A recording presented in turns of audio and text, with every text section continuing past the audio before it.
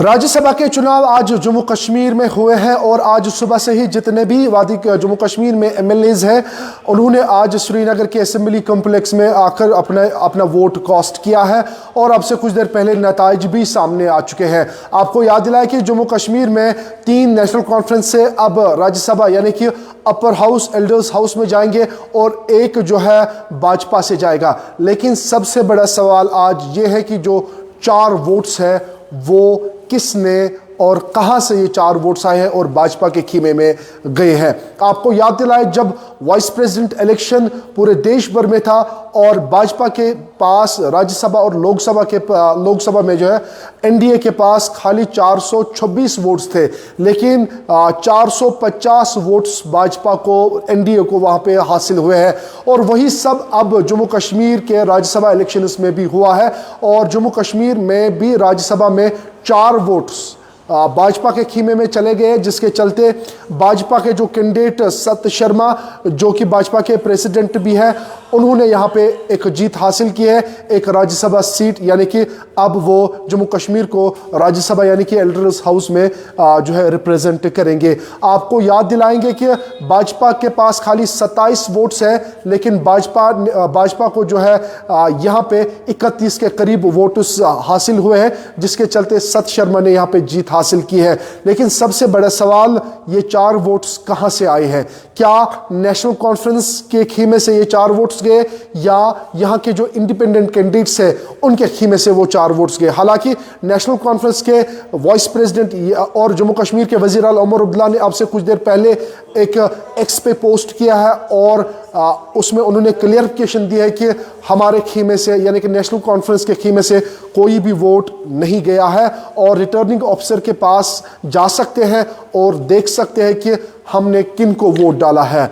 और वही पीडीपी ने खुलकर सामने जो है कहा कि हम इस बार जो है नेशनल कॉन्फ्रेंस को सपोर्ट करेंगे ताकि वो जो लैंड बिल है वो पास करेंगे, एक बड़े मफाद के लिए हम नेशनल कॉन्फ्रेंस को वोट देंगे। और उसके बाद जिस तरीके से कांग्रेस ने भी कहा कि हमारे पास 6 वोट्स हैं, हम नेशनल कॉन्फ्रेंस को सपोर्ट करेंगे और वैसा ही देखने को मिला है। लेकिन नेशनल कॉन्फ्रेंस के जो लीडर्स हैं और कैंडिडेट भी थे इमरान नबी डार, उन्होंने साफ तौर निशाना पीडीपी पे साधा है और कहा कि पीडीपी ने जो है क्रॉस वोटिंग की है, जिसके चलते भाजपा ने एक सीट हासिल की है। आपको याद दिलाएं कि 27 वोट भाजपा के पास है, 28 वोट थे, लेकिन देविंदर सिंह रैना की मौत नगरोटा जो कॉन्स्टिट्यूंसी से आए थे और 27 वोट उनके पास थे, लेकिन उन्होंने 31 के करीब वोट्स हासिल किए। यानी कि 4 वोट्स की गेम,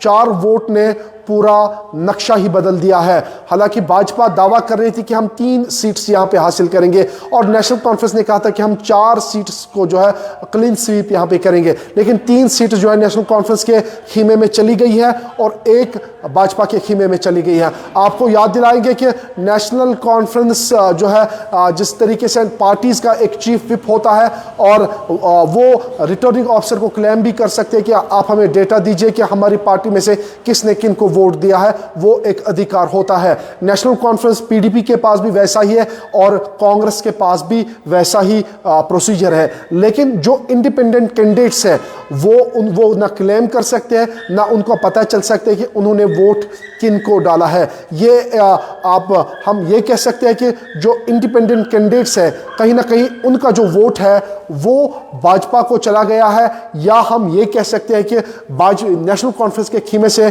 कुछ वोट्स जो है वो भाजपा को चले गए हैं। लेकिन ये कबल वक्त कहना होगा कि इसमें उमर अब्दुल्ला ने कहा कि हम रिटर्निंग ऑफिसर के पास भी जा सकते हैं और वोट्स देख सकते हैं कि हमारी पार्टी में से किसी ने कोई क्रॉस वोटिंग तो नहीं की है। ये नेशनल कॉन्फ्रेंस भी कर सकता है, पीडीपी भी कर सकता है और कांग्रेस भी ये कर सकता है। लेकिन भाजपा ने यहाँ पे पूरी गेम चेंज की है, जिस तरीके से 4 वोट्स के करीब जो है भाजपा के खीमे में चले गए और यहाँ पे भाजपा ने 1 सीट राज्यसभा की हासिल की है। आपको बताएं आज सुबह से लगातार श्रीनगर असेंबली सेक्रेटरीट के असेंबली कॉम्प्लेक्स में लगातार सुबह से वोटिंग 10 बजे के करीब वोटिंग शुरू हुई और जितने भी एमएलएज महराज मलिक और सज्जाद गनी लोन को छोड़कर सारे एमएलएज यहां पे पहुंचे और उन्होंने अपना वोट कास्ट किया है। लेकिन उसके बाद जैसे ही काउंटिंग शुरू हुई,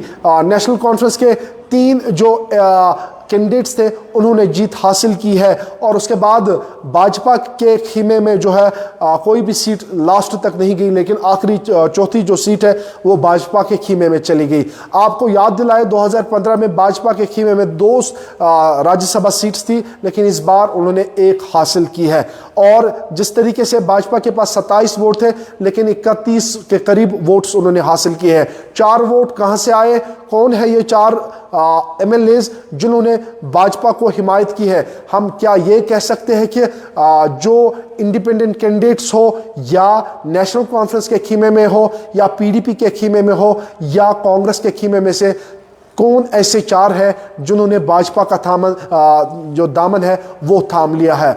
जाहिर सी बात है, भाजपा के पास 27 वोट है, लेकिन 31 के करीब उन्होंने जम्मू कश्मीर में वोट हासिल की है और अपना एक राज्यसभा जो उनका कैंडिडेट था सत शर्मा, जो कि भाजपा के जम्मू कश्मीर के प्रेसिडेंट भी है, उन्होंने जीत हासिल की है और राज्यसभा मेंबर बने, यानी कि एल्डर्स हाउस के एक मेंबर वो बने हैं। लेकिन 4 वोट, इन 4 वोटों ने पूरी गेम ही बदल डाली है।